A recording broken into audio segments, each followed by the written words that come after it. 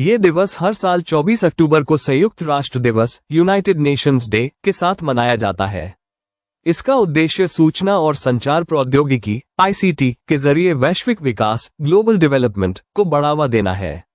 Calendar पहली बार मनाया गया 24 अक्टूबर 1973। ये सप्ताह संयुक्त राष्ट्र की स्थापना दिवस UN फाउंडेशन डे से शुरू होता है।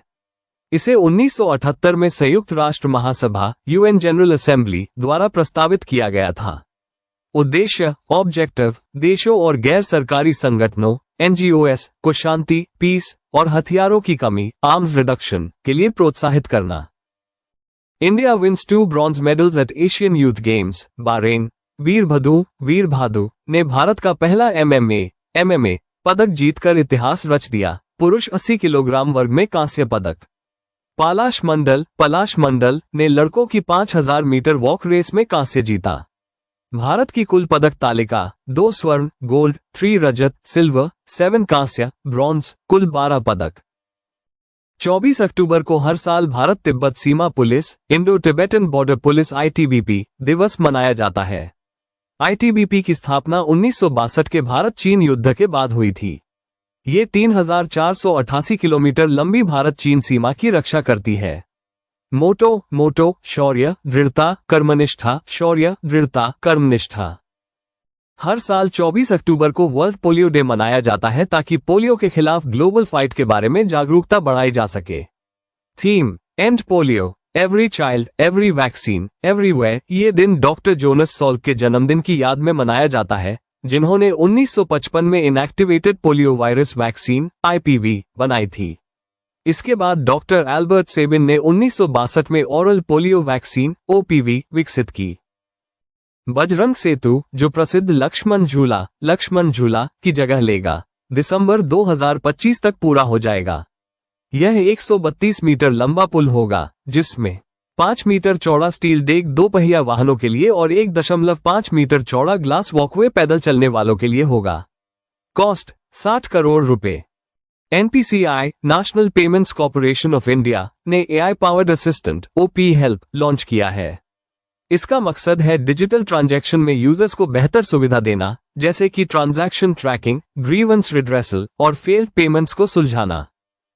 कश्मीर के जबरवन रेंज के पास नया क्रिसैंथेमम गार्डन बाग गुल डावुड खुलने वाला है। क्रिसैंथेमम्स गुलदाउदी औषधीय गुणों और सुगंधित पेय बनाने के लिए प्रसिद्ध है। इनमें फेनोलिक कॉम्पाउंड्स पाए जाते हैं जो एंटीऑक्सीडेंट, एंटीमाइक्रोबियल, एंटी इन्फ्लेमेटरी और एंटी कैंसर गुण रखते हैं। गोवा शिपयार्ड लिमिटेड में इंडियन कोस्ट गार्ड ने 2 नए जहाज ICG शिप अजीत और ICG शिप अपराजित लॉन्च किए। दोनों जहाज 52 मीटर लंबे और 320 टन वजनी है। ये इस श्रृंखला के 7वें और 8वें जहाज हैं और इनमें पहली बार कंट्रोलेबल पिच प्रोपेलर्स लगाए गए हैं। UIDAI unique identification authority of India ने SITAA प्रोग्राम लॉन्च किया। Full form scheme for innovation and technology association with Aadhaar. इसका उद्देश्य है आधार इकोसिस्टम में नवाचार, इनोवेशन, सहयोग, कोलैबोरेशन और अनुसंधान रिसर्च को बढ़ावा देना। मिडवाई स्टार्टअप हब MSH और NASSCOM इसके साथ साझेदारी करेंगे। नासा ने पुष्टि की है कि 2025 PN7 नामक एक नया क्वाजी मून एस्ट्रॉयड पृथ्वी के चारों ओर मौजूद है। ये हमारी नेचुरल मून की तरह पृथ्वी की परिक्रमा नहीं करता, बल्कि सूर्य की कक्षा में पृथ्वी के समान रास्ते पर चलता है। इसकी खोज यूनिवर्सिटी ऑफ हवाई ने की थी और बाद में नासा ने इसकी पुष्टि की। साइज 18-36 मीटर चौड़ा, no danger to earth. Thailand की पूर्व रानी सिरिकट का 93 वर्ष की आयु में निधन हो गया। वो 1932 में जन्मी थी और 1950 में किंग भूमिबॉल अडुलियडेव से विवाह किया। उन्होंने ग्रामीण विकास, पारंपरिक कला और पर्यावरण संरक्षण में बड़ा योगदान दिया, इसलिए उन्हें ग्रीन क्वीन कहा जाता था।